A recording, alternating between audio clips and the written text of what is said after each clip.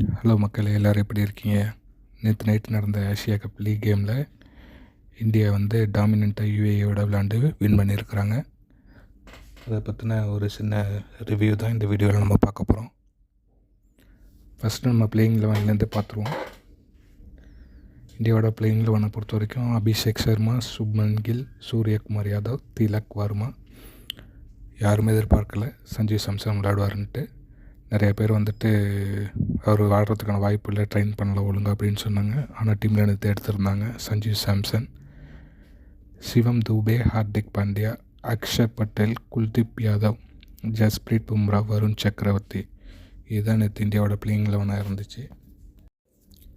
2020 Indian captains வந்து toss win பண்ணுறதுங்கிறது ரொம்ப அபூர்வமான ஒரு விஷயமாக இருந்துகிட்டு லாஸ்ட்டு ஒரு 15 கேமாக வந்து எந்த ஒரு இந்தியன் கேப்டன்ஸுமே 2020 டாஸ் வின் பண்ணலை. நேற்று முதல் முறையாக சூரியகுமார் வந்து ரொம்ப நாளைக்கு அப்புறம் டாஸ் வின் பண்ணார். டாஸ் வின் பண்ணி இந்தியா வந்து ஃபீல்டிங் செலக்ட் பண்ணியிருந்தாங்க. ஹார்திக் பாண்டியா தான் இந்தியாவோட அட்டாக்கை ஓப்பன் பண்ணார். அவரோட ஃபஸ்ட் ஓவரில் 10 ரன் அடித்தாங்க. ஓவராலாக வந்துட்டு அந்த ஃபஸ்ட்டு 3 ஓவர்ஸுக்கு பார்க்கும்போது நல்லாவே பர்ஃபார்ம் பண்ணியிருந்தாங்க. யூஏஇ 3 ஓவர்ஸில் ஆல்மோஸ்ட் ஒரு 26 ரன்ஸ் அடிச்சிருந்தாங்க. அப்புறம் தான் பும்ரா வந்து ஒரு விக்கெட் எடுத்தார் 4th ஓவரில். அதுக்கப்புறம் ஒரு சின்ன பார்ட்னர்ஷிப் மாதிரி விக்கெட் விழுந்தாலும் ரன்ஸ் வந்து இருந்துச்சு 8th ஓவர் வரைக்கும். யூஏஇயை பொறுத்த வரைக்கும் 8th ஓவரில் 47 ரன்ஸ் எடுத்திருந்தாங்க. அதுக்கப்புறம் அவங்க வந்து அடுத்த 5 ஓவருக்கு ஓவரால் மொத்தமாக வந்துட்டு எல்லாருமே அவுட். 57 for 10. ரொம்ப அதிர்ச்சியாக இருந்துச்சு. 47 for 2 8 ஓவரில் இருந்தவங்க வந்து 13th ஓவரில் 57 for 10 ஆல் அவுட் ஆகிருந்தாங்க. அவங்களோட வே ஆஃப் பிளேயிங் வந்து ரொம்ப அக்ரெசிவ் காட்டுற மாதிரி இருந்துச்சு. பவுலர்ஸ்க்கு ரெஸ்பெக்ட் பண்ணல. அஃப்கோர்ஸ் இது T20 கேம் தான், இன்எக்ஸ்பீரியன்ஸான சைடு தான் அவங்க பெரிய டீம்ஸ் கூட. ஆனாலும் வந்துட்டு ரீசெண்டாக தான் அந்த ட்ரை சீரீஸ்லேயும் விளையாண்டுருந்தாங்க. ஓரளவுக்கு நார்மலாகவே நல்லாவே பர்ஃபார்ம் பண்ணியிருந்தாங்க.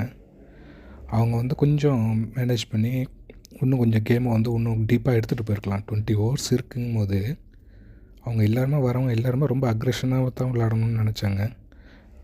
அந்த ஷார்ட் செலெக்ஷன் அந்த மாதிரி தான் இருந்தது. இன்னொன்று வந்து இந்தியன் ஸ்பின்னர்ஸோட பாலை வந்து அவங்களால வந்து ஐடென்டிஃபை பண்ண முடியல, நல்லா பார்க்கவும் முடியல. அந்த மாதிரி வந்து ஒரு கெஸ் பண்ணி விளையாடுறதுக்கான எபிலிட்டி உள்ள பிளேயர்ஸ் தானே அவங்கங்கிற மாதிரி இருக்குது. ஒரு இன்டர்நேஷ்னல் ஸ்டேஜில் விளையாடுறவங்க போது கொஞ்சம் எக்ஸ்ட்ராவாக கான்சன்ட்ரேட் பண்ணி விளையாடணும். அந்த இன்டர்நேஷ்னல் ஸ்டேஜில் நீங்கள் வந்து ஒரு ஏஷியா கப் குவாலிஃபை ஆகிறீங்க அப்படின்னா வந்துட்டு கண்டிப்பாக நீங்கள் வந்து ஓரளவுக்கு நல்ல கிரிக்கெட் ஆடி இருந்தால் தான் அது சான்சஸ் இருக்குது. அப்படி இருக்கும்போது அவங்க விளையாண்ட கேமு உண்மையிலேயே வந்து ஒரு சில அப்செட் தான் உண்மையாக சொல்லணும்னா. அதர் சைடு நம்ம இந்தியன் பவுலர்ஸை பார்த்தோம் அப்படின்னா வந்துட்டு பும்ராக்கு கண்டினியூவாக வந்துட்டு 3 ஓவர்ஸ் கொடுத்துருந்தார் பவர் பிளேலேயே. அவருக்கு ஒரு இது வந்து ஒரு நல்ல உண்மையாக சொல்லணுன்னா ஒரு நல்ல ஒரு வார்ம் அப் தான் கேம் ப்ளே பண்ணுறதுக்கு. ஏன்னா வந்து இங்கிலாந்து சீரீஸ்க்கு அப்புறம் இந்தியா வந்து ஒரு ஒன் மந்த்தாக எந்த மேட்ச்மே விளையாடல. ஸோ பும்ராவும் ரெஸ்ட்டில் இருந்தார். அப்படிங்கிறதுனால ஒரு நல்ல வார்ம் அப் தான் அவருக்கு. அடுத்தது ஃபர்தராக வந்துட்டு இன்னும் டஃபர் டீம்ஸை எதிர்பண்ண போகிற ஸ்டேஜஸில். ஆனால் வந்து இதே மாதிரி அடுத்த கேம்ஸ்லேயும் இருக்குமாங்கிறது சந்தேகம் தான். ஏன்னா தொடர்ந்து பவர் பிளேலேயே பும்ராக்கு 3 ஓவர் கொடுக்கறதுக்கான சான்சஸ் ரொம்ப கம்மி. அவருமே ஃபஸ்ட்டு 2 ஓவர் நல்லா போட்டு ஒரு விக்கெட் எடுத்திருந்தார். 2 ஓவருக்கு 7 ரன் கொடுத்து. பும்ராவோட 3rd ஓவரில் யூஏஇ கேப்டன் வந்து வாசிம் ஒரு 3 பவுண்ட்ரிஸ் தொடர்ந்து அடித்தார். தொடர்ந்துனா வந்து பால் விட்டு தான் போச்சு. அந்த ஓவரில் வந்து ஒரு 3 பவுண்ட்ரிஸ் அடித்தார். அதுதான் வந்து இந்த இன்னிங்ஸில் அதிகமாக வந்து ரன் வந்த ஓவராக இருக்கும். ஒன்ஸ் ஸ்பின்னர்ஸை இன்ட்ரடியூஸ் பண்ணதுக்கப்புறம் கேம் டோட்டலாக வந்துட்டு சேஞ்ச் ஆக ஆரம்பிச்சிருச்சு.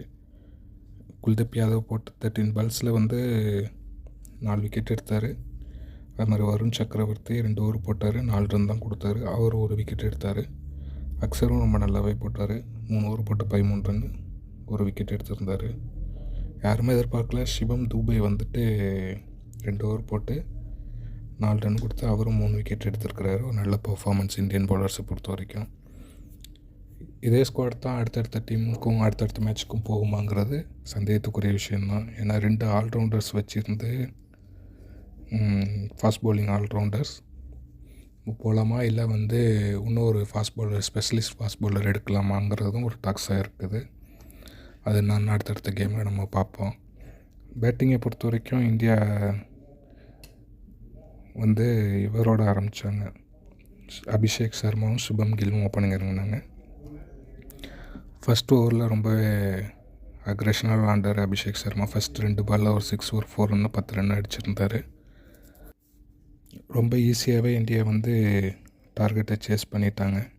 4.3 ஓவரில் 60 ரன் அடித்தாங்க. அபிஷேக் சர்மா மட்டும் அவுட் ஆகிருந்தார். 16 பாலில் 30 ரன் அடிச்சிருந்தார். சுபம் கில் வந்து 9 பாலில் 20 ரன் எடுத்திருந்தார். சூரியகுமார் யாதவ் வந்து 2 பாலில் 7 ரன் எடுத்திருந்தார். இந்தியா வந்து ரொம்ப கம்ஃபர்டபுளாக வந்துட்டு வின் பண்ணிட்டாங்க. இந்த கேமோட மேன் ஆஃப் தி மேட்சாக வந்துட்டு குல்தீப் யாதவ் வந்து செலக்ட் பண்ணியிருந்தாங்க. அவர் ரொம்ப நல்லாவே பர்ஃபார்ம் பண்ணியிருந்தார். அடுத்த கேம் வந்து இந்தியாவுக்கு வந்து துபாயில் தான் பாகிஸ்தானோட நடக்குது. வர சண்டே விளையாட போகிறாங்க. இந்த வீடியோ உங்களுக்கு பிடிச்சிருந்துச்சின்னா ஃப்ரெண்ட்ஸுக்கு ஷேர் பண்ணுங்கள். சேனலை சப்ஸ்கிரைப் பண்ணுங்கள். வீடியோக்கு லைக் பண்ணுங்கள். மறக்காமல் எதுவும் தப்பு இருந்துச்சு அப்படின்னா கமெண்ட்டில் சொல்லுங்கள். அடுத்த வீடியோவில் வந்து உங்களை நான் சந்திக்கிறேன். Thank you, by.